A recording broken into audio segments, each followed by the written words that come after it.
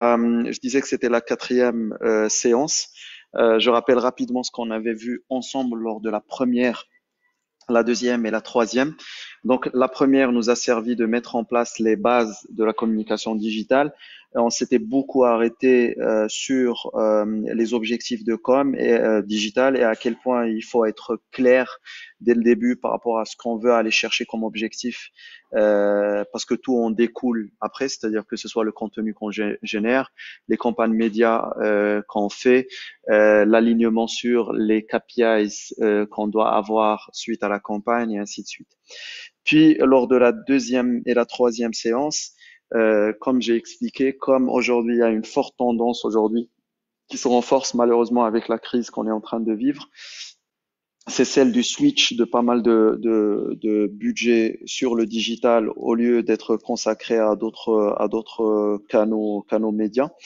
Il est important un peu de maîtriser comment on doit monter une stratégie digitale et j'avais présenté un Canva qui est facile à utiliser, que vous pouvez utiliser vous-même et qui pourra vous servir en fait à monter une stratégie d'une manière relativement rapide et efficace. Et ce besoin-là sera renforcé davantage par une autre tendance qui est celle de l'intégration des fonctions relatives à la communication digitale au sein des entreprises. Donc, ce qui était avant réservé aux experts en agence est aujourd'hui l'affaire de tous et tout le monde devrait être capable de monter sa stratégie digitale. Donc, le Canva, il est super utile pour cette catégorie de personnes également.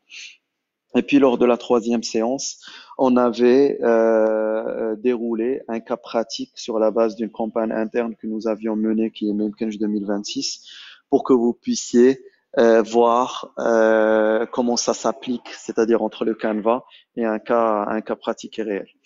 Euh, Là, je reviens à ce qu'on avait dit lors de la toute première séance, c'est-à-dire les objectifs de la com digitale, et on en avait énuméré quatre principaux objectifs qui sont la notoriété, c'est-à-dire je fais une campagne publicitaire pour faire connaître ma marque, mon produit, mon entreprise et ainsi de suite. Je fais une campagne publicitaire sur le digital pour développer l'image, c'est-à-dire aller chercher une perception, un positionnement au niveau du marché. Et c'est quelque chose aussi qui justifie les niveaux de prix sur lesquels vous êtes positionné, etc. Le troisième objectif possible, c'est faire du digital pour générer du trafic, c'est-à-dire des visites sur un site web ou bien sur une application, etc. Et on avait donné l'exemple des sites de news euh, et d'autres typologies de sites en fait qui vivent et leur business model il est basé sur le nombre de visiteurs uniques que je génère sur ma plateforme qui se traduisent ensuite en pages vues et ces pages vues se traduisent en impressions qui sont revendues à des annonceurs typiques. Et le dernier objectif qu'on peut assigner à une campagne digitale, c'est la génération de leads. La génération de leads, bien sûr, c'est une des particularités du digital, c'est-à-dire qu'on ne retrouve pas forcément dans les autres médias offline, typiquement la télé, la presse, etc., où c'est très difficile d'avoir cette corrélation-là entre ce que j'ai fait en effort publicitaire et ce que j'ai généré comme vente ou bien ce que j'ai généré comme contact au final. Donc, c'était l'élasticité publicitaire. Elle est calculée, bien sûr, dans certains cas, mais elle n'est pas assez exacte si on la compare avec le digital. Maintenant, le souci qu'on a observé, moi je parle de mon cas en tout cas, ça fait presque 13 ans que je gère des campagnes digitales, soit en entreprise, soit au sein d'une agence média ou bien dans notre agence, c'est que beaucoup de clients se sont hyper stressés, hyper anxieux par rapport au volume de leads qu'ils vont générer, mais ils ne prennent pas en considération deux aspects. Le premier, c'est la qualité des leads, c'est-à-dire à quel point ils sont qualifiés. Et le deuxième paramètre, c'est qu'est-ce qu'ils en font exactement. Parce que en fait, c'est facile de générer du lead. Aujourd'hui, c'est relativement facile grâce justement à cette audience assez importante qu'on a sur le digital et les différents formats et techniques qu'on peut adopter pour générer du lead, générer des prospects. Mais beaucoup d'annonceurs, beaucoup d'entreprises ne savent pas quoi en faire au final. Et donc vraiment, je tenais lors de cette séance-là à ce qu'on passe en revue un certain nombre de techniques qui forment un process pour optimiser notre retour sur investissement et savoir quoi en faire exactement. La même contrainte que j'ai eue lors de la dernière séance, je l'ai aujourd'hui, c'est-à-dire que je ne peux pas partager avec vous des exemples de clients et de marques que nous gérons, parce que, comme vous pouvez le deviner, c'est confidentiel. Par contre, je vous ai préparé un exercice sur un produit que nous commercialisons, c'est-à-dire qui nous appartient, afin que, et pour information, c'est un produit qui est principalement adressé à des marchés matures et qu'on est en train aujourd'hui de travailler pour le positionner, notamment dans le Middle East et à Dubaï spécifiquement. Donc, on va dérouler un document qui montre comment on peut récupérer des leads et surtout les traiter pour les transformer en vente. Alors, tout le document, il s'inspire en fait d'un process de sales qui a été monté par un ex-Salesforce qui a écrit un livre. La personne s'appelle Aaron Ross et il a en fait décrit un process qu'il a appliqué lui-même au sein de Salesforce à l'époque où Salesforce venait justement d'être créé et qui lui a permis de générer quelque chose comme 100 millions de dollars en adoptant ce process-là. L'avantage de ce process, et c'est pour ça qu'il s'appelle Predictable Revenues, c'est que on a cette possibilité d'anticiper sur le nombre, sur les ventes qu'on peut générer, parce qu'on sait quel est le paramètre qu'on devrait changer pour avoir une augmentation de notre chiffre d'affaires. Donc, on va le dérouler ensemble. Le process, il est basé, comme vous pouvez le voir dans la slide, sur 5 principales étapes. La toute première, c'est connaître ses clients, c'est-à-dire identifier d'une manière claire nos clients et leur profil. Et quand je dis le profil du client, c'est pas forcément et uniquement et exclusivement d'un point de vue caractéristique, c'est-à-dire caractéristiques socio-démographiques. Par exemple, il a tel âge, il habite telle région, il a tel mindset, etc. En fait, pas que ça, il faut aussi le faire d'un point de vue audience et consommation média, c'est-à-dire savoir ces personnes-là qui forment en fait ma cible principale, quelles sont les habitudes de consommation du média digital pour ces gens-là. Une fois qu'on fait ça, on arrive à adapter la prise de parole sur la base justement de cette compréhension-là de cette cible. Mohsin, oui, on est toujours à la première slide. Il faut voir en fait le graphe. La deuxième étape du process, c'est construire une liste de clients. Et donc, c'est les fameux prospects, c'est les fameux leads qu'on va générer à la fois à travers de l'inbound et de l'outbound marketing, c'est-à-dire à la fois des personnes qui vont venir naturellement laisser leurs coordonnées pour qu'on les recontacte, ou bien des personnes qui vont voir une publicité, cliquer dessus, et puis à travers l'ensemble des contenus qu'on aurait mis à leur disposition, on va leur donner envie de nous laisser leurs coordonnées afin qu'on puisse les recontacter. Donc, une fois qu'on build cette liste-là, l'idée, c'est de ne pas faire ce qu'on appelle du cold calling, c'est-à-dire qu'on n'appelle pas des gens qui n'ont pas exprimé un intérêt pour notre produit au préalable. Et donc, typiquement, le cas, il y a les gens pour lesquels, en fait, on va aller acheter de la base de données ou sur lesquels on aura de la base de données acquise à travers des systèmes de deals et de référents qu'on peut avoir sur d'autres plateformes. L'idée, c'est de démarrer par une campagne emailing qui va nous permettre d'avoir une petite introduction avant de les avoir au bout du fil. Une fois qu'on aurait contacté ces gens-là, il faut faire ce qu'on appelle du sell the dream, et ça, c'est la quatrième étape, c'est-à-dire donner envie à ces gens-là de considérer notre produit et de l'acheter. Et enfin, on passe le relais à celui qui va conclure la vente et on va voir comment il faut structurer sa force commerciale de manière à ce que le rôle de qualifier les leads ne soit pas fait par la même personne, par la personne qui va vendre. Donc, il faut avoir ces deux casquettes-là au sein de son équipe de traitement de leads issus du digital. Maintenant, toujours dans un souci de cadrage, l'idée c'est de prendre aussi en considération un certain nombre de caractéristiques clés de votre campagne de traitement de lead. Euh, Là, je vois que le souci persiste parce que voilà, je suis passé à la deuxième slide, mais ça vient d'apparaître chez vous.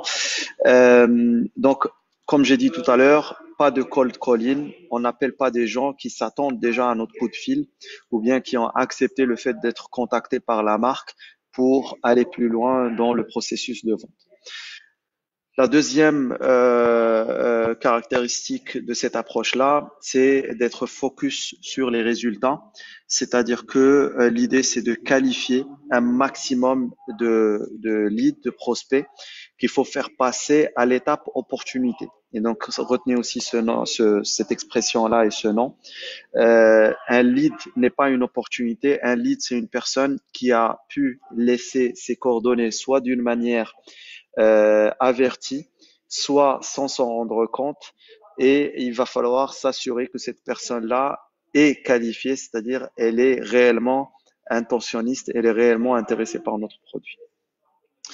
Puis la troisième étape, c'est être sûr que tout est drivé par un process, c'est-à-dire que chaque étape au sein de votre équipe de transformation du lead en opportunité, puis de l'opportunité à la vente, obéit à un process clair pour l'ensemble des équipes qui ont rejoint cette plateforme de vente pour vous.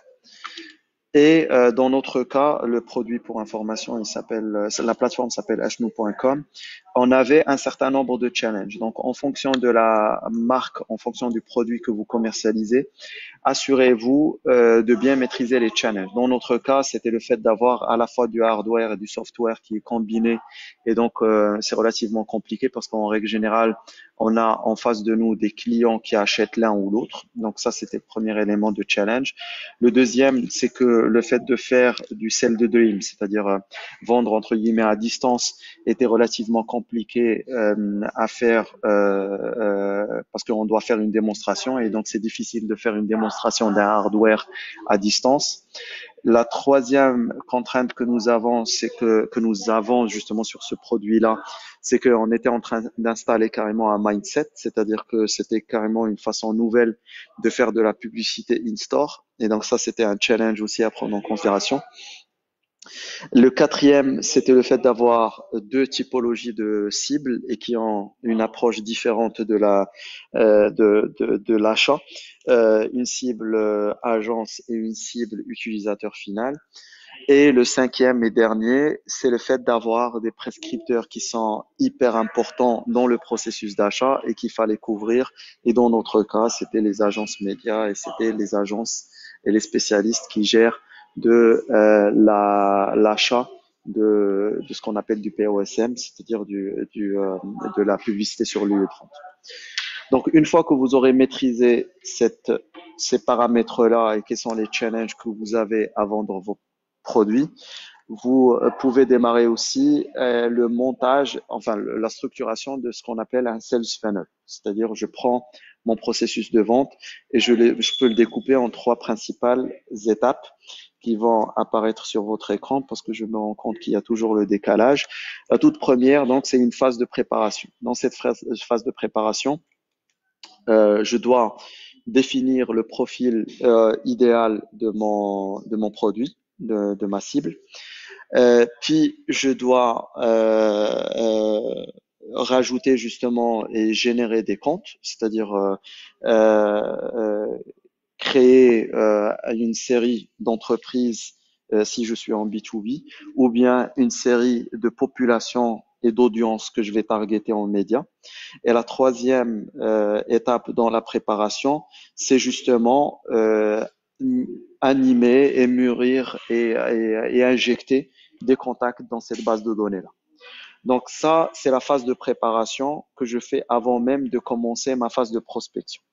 Puis j'attaque le volet prospection où je commence à faire donc de l'emailing, c'est-à-dire comme j'ai dit tout à l'heure en introduction, c'est pas de l'emailing en HTML générique, mais plutôt c'est des emails on va voir des exemples tout à l'heure, qui sont hyper pointus, hyper adaptés à la personne qui les reçoit. Et je fais en même temps ce qu'on appelle des mapping calls, c'est-à-dire j'appelle des gens sur la base d'une structure de l'appel et par quoi je vais démarrer, avec quoi je vais introduire l'appel et par quoi je vais finir. Ensuite, on attaque le volet un peu retour euh, sur les emails envoyés. On les estime aujourd'hui à 10 à 20% de taux de retour sur une action emailing qui a suivi en fait cette constitution de base de données qualifiée. Et enfin, la deuxième et la troisième étape, pardon, c'est ce qu'on avait appelé tout à l'heure celle de Dream, c'est-à-dire faire des conversations téléphoniques avec la cible potentielle pour lui faire, et ça c'est l'étape d'après, des démos et des prises de rendez-vous pour qu'elle vienne nous voir en point de vente physique. Enfin, on a le volet sales, c'est-à-dire là, j'ai généré des opportunités et ces opportunités-là que je transforme en vente réelle. Tout ce processus-là, en B2B en tout cas, il prend quelque chose entre 2 à 4 semaines. Et bien sûr, ça dépend des achats et de la nature des achats. Si on prend par exemple l'immobilier, l'information que nous avons, c'est que ça peut prendre, plutôt l'automobile, l'information que nous avons, c'est que ça peut prendre jusqu'à 3 mois entre le moment où j'ai démarre justement cette recherche et cette prise de conscience qu'il me faut un véhicule, jusqu'au moment où j'achète réellement le véhicule en question. Ça peut prendre jusqu'à 3 mois.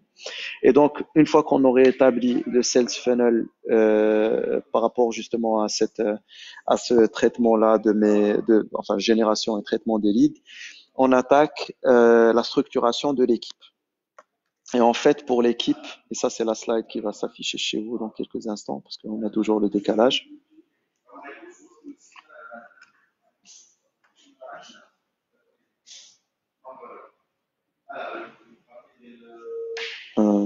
Voilà. Donc, sur le traitement des leads et la structure commerciale que j'ai mis en place, on distingue en fait 3 niveaux de rôle. Le premier, c'est les personnes qui sont en charge de la qualification. Le deuxième, c'est les personnes qui sont en charge de la vente. Et le troisième, c'est les gens qui sont en charge de la fructification de ce contact-là. C'est-à-dire que une personne a qualifié, c'est-à-dire elle m'a confirmé que c'est un intentionniste. Je fais passer ça chez des personnes qui ne font que de la vente, c'est-à-dire ils close.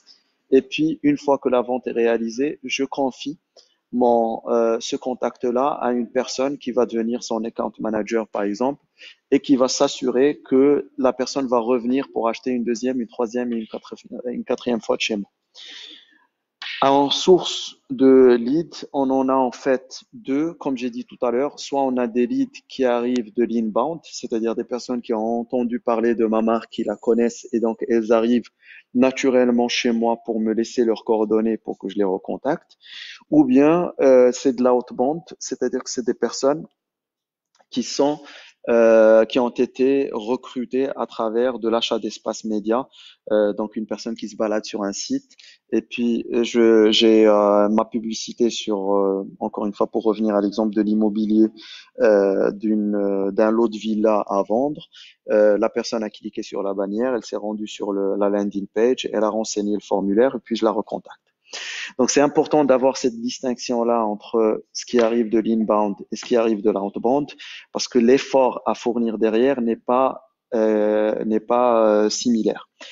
Une personne qui connaît ma marque et qui vient d'une manière naturelle est beaucoup moins compliquée à gérer parce que c'est un intentionniste et il sait déjà ce qu'il veut et il sait qu'il veut acheter.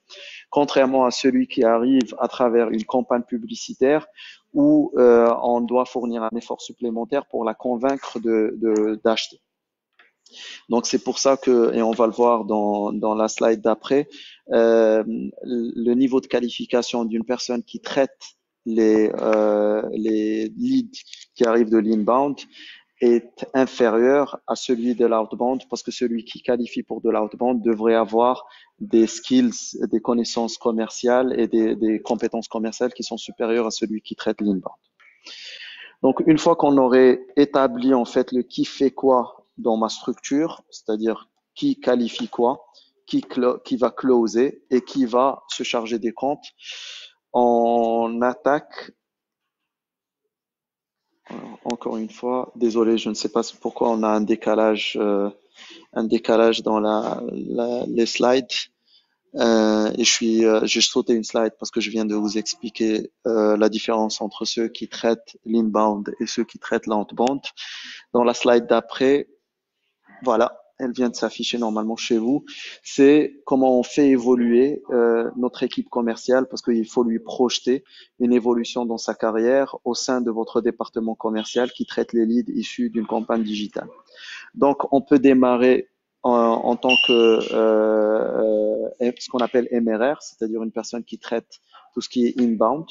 Puis, quand on fait ses preuves, on passe au traitement de leads qui arrivent de l'outbound. Puis, une fois qu'on aurait fait ses preuves dans l'outbound, là, on passe au closing, c'est-à-dire que je peux, soit à travers le téléphone, soit en me déplaçant chez le client, passer à l'étape de vente. Bien sûr, il y a aussi des incentives qui diffèrent en termes de marge reversée à ces gens-là à l'issue justement de leur performance. Maintenant, alors toujours le décalage en termes de slides, toujours avant même de démarrer dans le process. L'autre élément qu'il faut prendre en considération, c'est avoir un outil d'automatisation des ventes et du traitement de leads. En gros, on ne peut pas s'amuser à faire des emails par soi-même. On doit avoir un outil qui nous permet cette traçabilité de ce contact-là qu'on a eu avec le client. Quelle est la réponse qu'on a eue de sa part? Est-ce qu'il est intéressé? Est-ce que c'est un lead chaud? Est-ce que c'est un lead tiède? Est-ce que c'est un lead froid? Et donc, il est important d'avoir un outil d'automatisation de votre force de vente. Il y en a plusieurs sur le marché. Bien sûr, le nec plus ultra, ça reste Salesforce, mais qui est relativement cher et il doit être adapté à votre besoin et au niveau de chiffre d'affaires que vous aurez à générer. Il y en a d'autres. Typiquement, nous, un des outils qu'on recommande, c'est ActiveCampaign. Et il y a aussi tous les outils de CRM de Zoho qui sont également hyper intéressants. Donc, c'est important aussi d'avoir un outil avant de démarrer votre processus.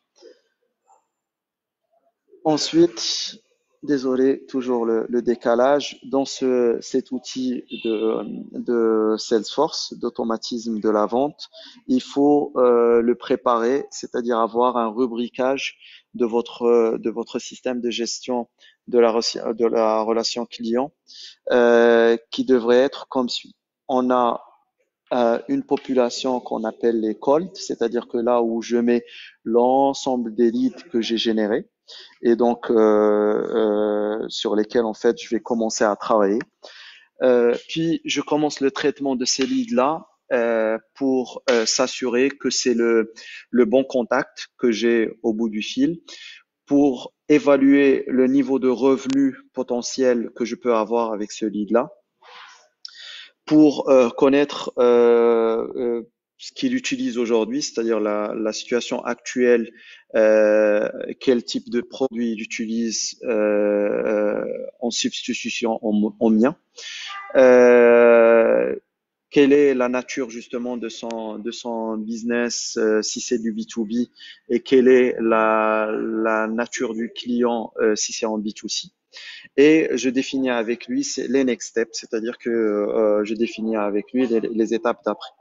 En termes justement d'étapes d'après, on a trois cas de figure par rapport justement à ces leads-là.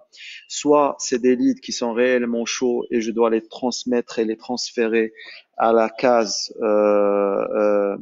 opportunité. Et donc c'est un account exec, c'est-à-dire un closer, un commercial qui va les prendre en charge.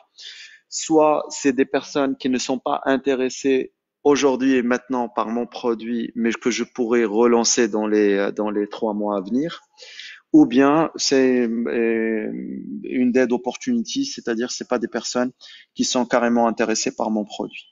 Ce qu'il faut bien sûr éviter, c'est de s'adresser à ses clients actuels en ignorant en fait qu'ils le sont déjà, de perdre son temps avec des clients qui ne sont pas du tout, mais du tout intéressés. On va voir quelques exemples palpables dans les étapes à venir.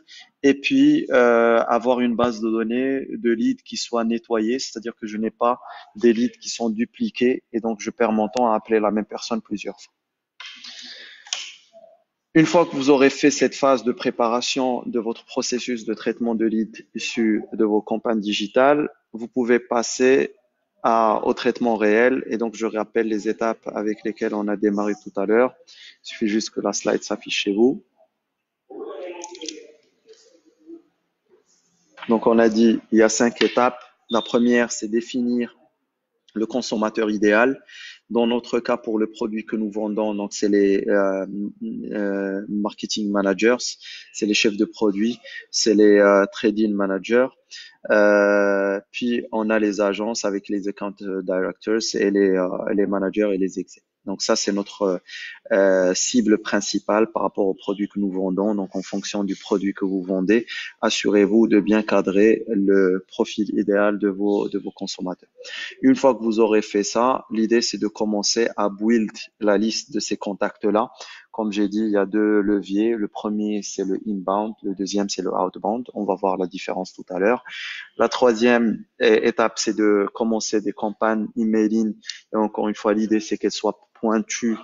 Un et deux, qu'il y ait du nouveau, c'est-à-dire que vous proposiez des offres commerciales et des offres marketing qui pourraient interpeller les gens pour considérer votre produit.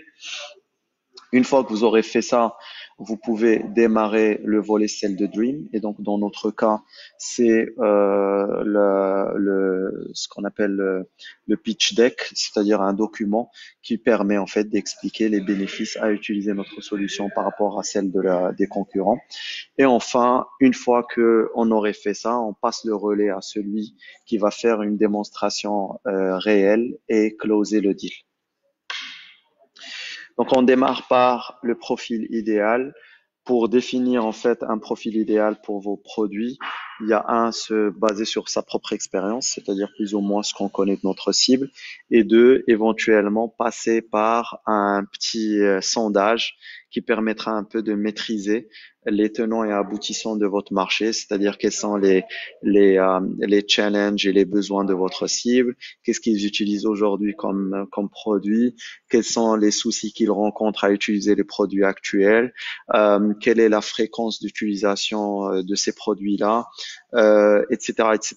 Donc, en fonction vraiment de votre secteur, il y aura une série de questions que vous aurez à poser et qui vont vous permettre derrière de préparer un bon document de vente à distance, encore une fois, pour vos produits.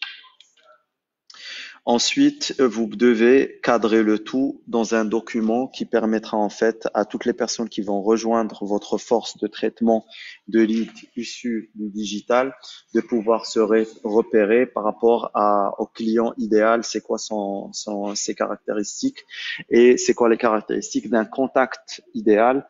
Là, typiquement dans notre cas, ça doit être des entreprises, enfin ça peut être des entreprises petites, moyennes ou grandes, mais principalement des entreprises en fait qui sont, quand je dis petite, moyenne ou grande, c'est-à-dire que ça peut être une petite entreprise qui achète au profit d'une grande entreprise. Mais l'utilisateur final, c'est clairement dans notre cas pour les hologrammes in-store que nous avons créés, c'est des grandes marques. Les industries dans lesquelles elles évoluent, dans notre cas, c'était les FMCGs, le cosmétique, l'électronique, la téléphonie, le gaming, les laboratoires, etc.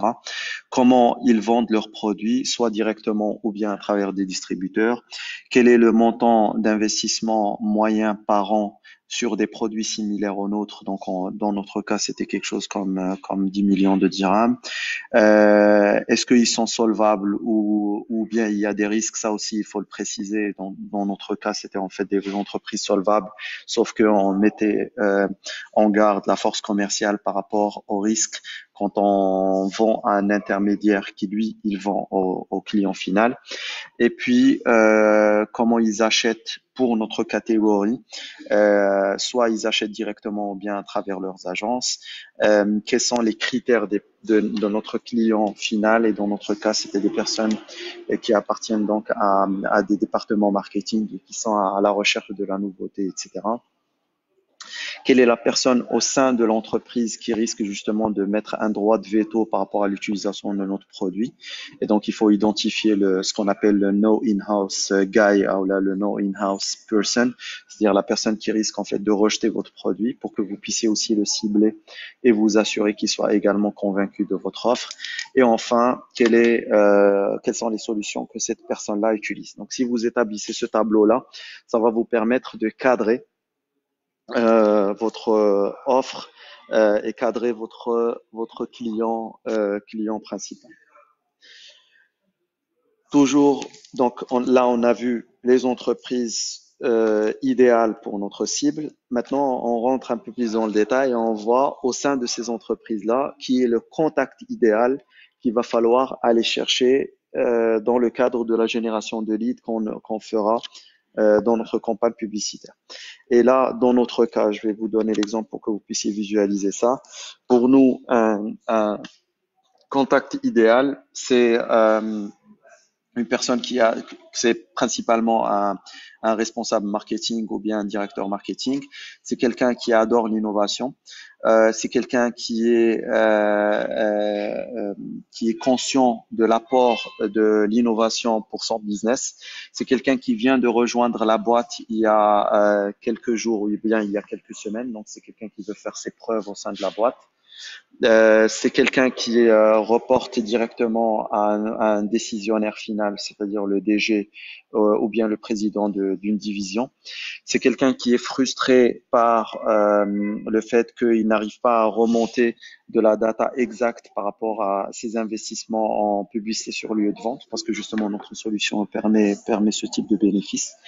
C'est quelqu'un qui est frustré de ne pas pouvoir ramener une solution différente de ce qu'il a l'habitude de faire à ses consommateurs finaux et qui est également frustré par le fait d'utiliser exactement les mêmes techniques que ses concurrents directs. C'est également quelqu'un qui reporte directement à la maison mère, qui gère éventuellement plusieurs marchés et qui veut développer avec nous un partenariat stratégique et qui cherche à ce que les choses se fassent réellement et non pas quelqu'un qui va nourrir notre base de données avec qui on va passer du temps pour au final ne rien faire. Donc voilà un peu comment on définit le contact idéal. Euh, et en même temps, euh, il faut donner une grille aux personnes qui traitent les leads pour qu'elles sachent quelles sont les raisons pour lesquelles on fera pas du business avec la personne qu'on a au bout du fil. Dans notre cas, on en a identifié quelques-uns, on appelle ça des deal breakers. Dans notre cas, par exemple, c'est une personne qui nous répond que c'est déjà trop tard et vu que c'est des produits qui s'amortissent sur une longue durée, donc ça sert à rien de perdre du temps avec ces personnes-là. C'est des personnes qui ont déjà une agence et des budgets qui sont arrêtés et avec qui justement on ne peut pas faire du business dans l'année en cours et ainsi de suite. Donc il faut identifier les deal breakers pour votre catégorie. Une fois que cet exercice-là aurait été fait et que vous l'auriez démarré, il faut mettre en place une matrice qui va vous permettre d'identifier vos clients potentiels et idéaux sur la base de deux critères. Le premier, c'est la valeur du client, c'est-à-dire combien je pourrais réaliser avec lui en termes de revenus. Donc ça, c'est l'axe que vous voyez à gauche. Et puis, à quel point je pourrais convertir ce client-là en client d'opportunité à client effectif.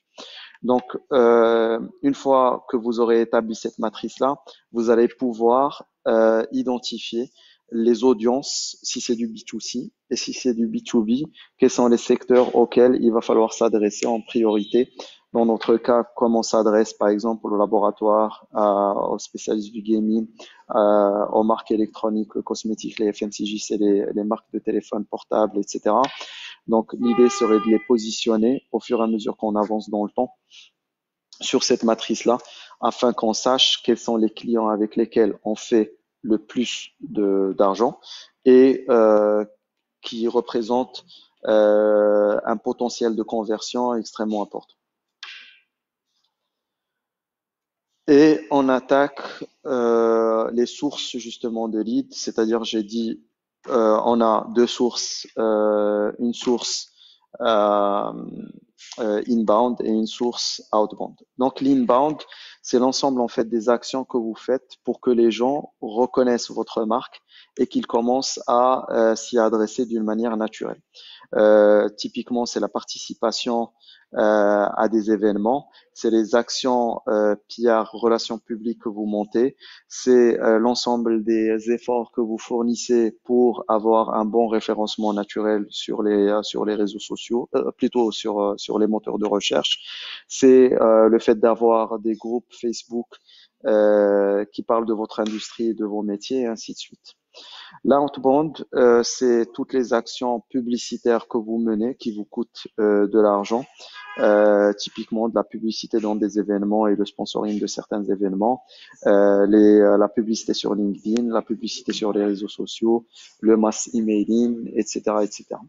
Et vous mettez en place des outils qui vous permettent de capter ces leads-là, notamment les lead forms, donc les formulaires de captation de leads, les webinars ou bien les outils de live chat pour pouvoir justement échanger avec ces gens-là et puis éventuellement un numéro que ces gens peuvent appeler après avoir été touchés par une campagne publicitaire que vous avez lancée sur le digital. Donc ça, c'est ce qui vous permet de build cette liste-là, c'est-à-dire de construire une liste de contacts, que ce soit à travers de l'outbound ou bien de l'inbound, afin que vous puissiez justement les traiter. Ensuite, on attaque la phase emailing. Et pour ça, il faut structurer, comme j'ai dit tout à l'heure, éviter bien sûr les emails HTML parce que ça ne fonctionne pas. On sait que c'est quelque chose de générique que vous balancez et c'est plus considéré comme étant des spams. L'idée, c'est d'être extrêmement pointu dans l'échange qu'on a avec chaque cible. Et pour ça, en fait, il y a une technique qu'on appelle la technique de la référence. En gros, on fait une première vague d'emailing où on ne demande pas à la personne d'acheter notre produit, mais plutôt à nous orienter vers la personne au sein de l'entreprise, si c'est du B2B encore une fois, qui seraient intéressés par notre produit. Donc, dans notre cas, ça c'est un exemple type d'email. On se présente, on présente rapidement notre offre et on ne demande pas à la personne de répondre pour dire qu'il est intéressé, elle est intéressée par notre produit ou pas, mais plutôt pour nous dire quelle est la personne au sein de l'entreprise qui serait intéressée.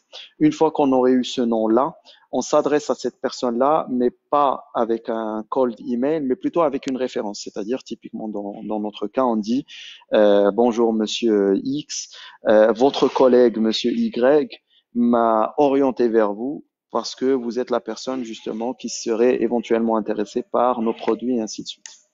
En termes de prérequis et en termes de guidelines pour ces actions emailing adressées à ces leads-là que vous aurez générés. L'idée, c'est d'être sur un volume entre 150 à 250 leads qui sont shootés en fait 3 fois par semaine, 3 à 4 fois par semaine. Les résultats auxquels vous devez vous attendre, c'est quelque chose à 5 à 10 réponses par jour sur ces volumes-là que vous allez lancer. Donc, comme je disais tout à l'heure, le retour normalement moyen, c'est de 10 à 20% de retour auquel vous devez vous attendre. Les jours de la semaine qu'il faut avoir, c'est d'éviter les lundis et d'éviter les vendredis. Et donc, dans notre cas, ça va être soit faire des campagnes le mardi, le mercredi et le jeudi. Quand vous analysez vos performances, il faut exclure ceux qui n'ont, en fait, les personnes en fait qui n'ont pas reçu carrément vos mails ou bien chez qui c'est tombé en spam. préparer un template pour les retours, c'est-à-dire une fois que la personne vous aurait répondu, avec quoi vous devez lui répondre. Et il y a une technique super sympathique, c'est qu'il faut apprendre à aimer les absences du bureau, parce qu'en règle générale, c'est des emails que vous recevez dans lesquels vous retrouvez d'autres adresses email qui peuvent nourrir votre base de données. Donc voilà un peu comment vous pouvez mener cette action emailing. Là, c'est quelques exemples. Après, ça dépend vraiment des marchés et des mindsets auxquels vous vous adressez. Les marchés francophones, on le sait, ils sont un peu moins fermés aux plaisanteries, aux blagues, etc. dans les emails, ce qui n'est pas le cas forcément dans des marchés anglo-saxons, où on est un peu plus open à des techniques, à de l'introduction d'images, de l'introduction d'animation, etc., etc. Donc ça, c'est les exemples d'email. Je ne vais pas rentrer dans le détail. Il faut aussi avoir un mapping des conversations et des premières conversations téléphoniques que vous aurez avec cette cible-là. Et je vais m'arrêter là parce qu'on est arrivé aux 40 minutes pour la séance en cours. Et je vais compléter l'exercice qu'on est en train de faire sur le reste du processus dans les séances à venir. Je vais quand même temporiser un peu si vous avez des questions par rapport à ce qu'on a pu voir jusqu'à maintenant. N'hésitez pas à poser vos questions. Je vais temporiser quelques secondes pour récupérer vos questions.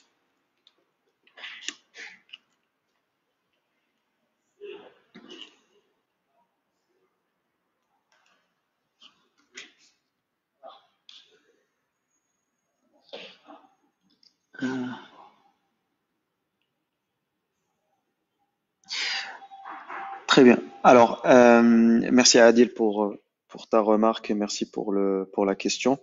Alors, euh, faisons une chose pour aligner déjà le vocabulaire. Pour ne pas raisonner push et pull, raisonnons inbound et outbound. Admettons que la outbound, c'est tout ce qui est push, c'est-à-dire que je pousse mon offre à travers de la publicité ciblée vers des personnes qui seraient éventuellement intéressées. Et on va considérer le pull comme étant justement de l'outbound, c'est-à-dire je vais faire un travail en amont qui va faire que je vais commencer à recevoir des demandes pour mon produit d'une manière relativement naturelle et organique. Donc pour le push, c'est un peu, ou bien sur l'outbound, donc tu as tout ce qui est publicité display, tu as du programmatic buying, je parle vraiment de la partie publicitaire digitale.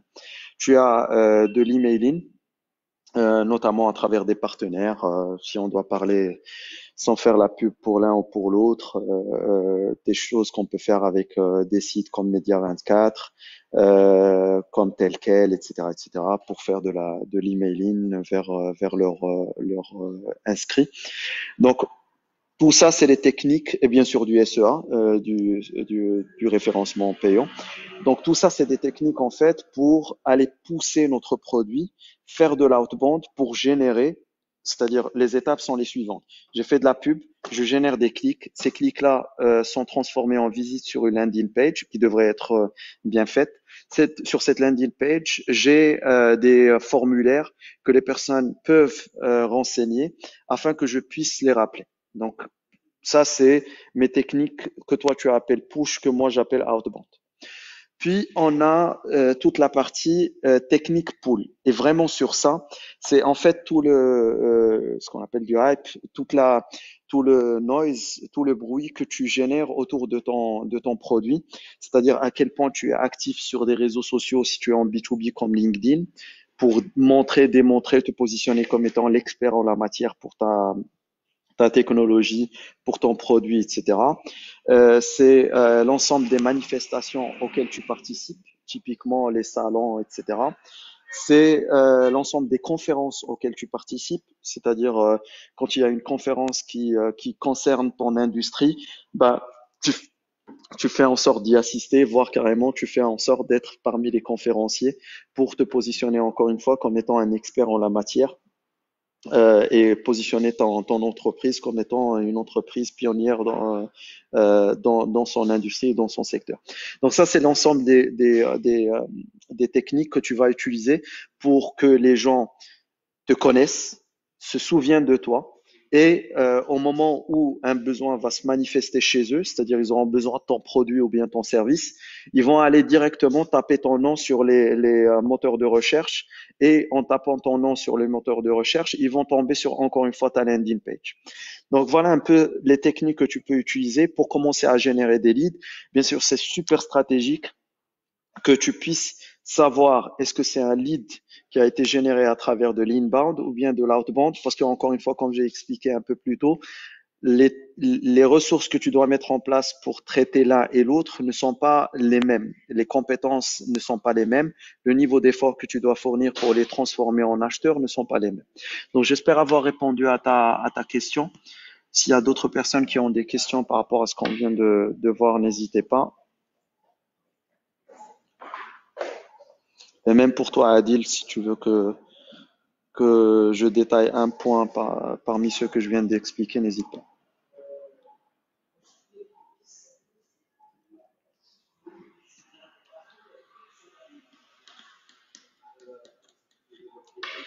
J'attends encore quelques secondes.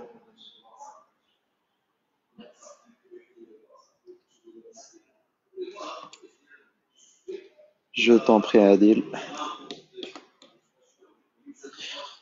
Donc voilà, on a déroulé globalement les enfin, trois étapes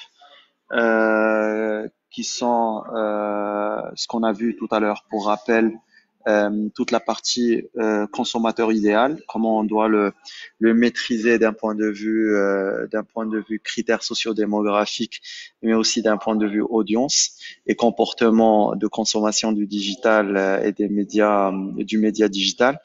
On a aussi vu comment on devrait s'assurer de construire cette liste-là de contacts, et puis comment on devrait traiter une campagne emailing en se basant sur la technique de la référence et non pas du HTML et du générique. Lors de la prochaine séance, on va dérouler les étapes qu'on doit suivre pour celle de Dream et puis comment on passe le relais à quelqu'un qui va closer en fait la vente pour nous. Merci beaucoup pour ceux qui ont été présents. Comme ce que je promets à chaque fois, c'est que je reviens régulièrement sur l'enregistrement pour voir s'il y a des questions qui ont été posées a posteriori pour pouvoir y répondre. Merci, à très bientôt.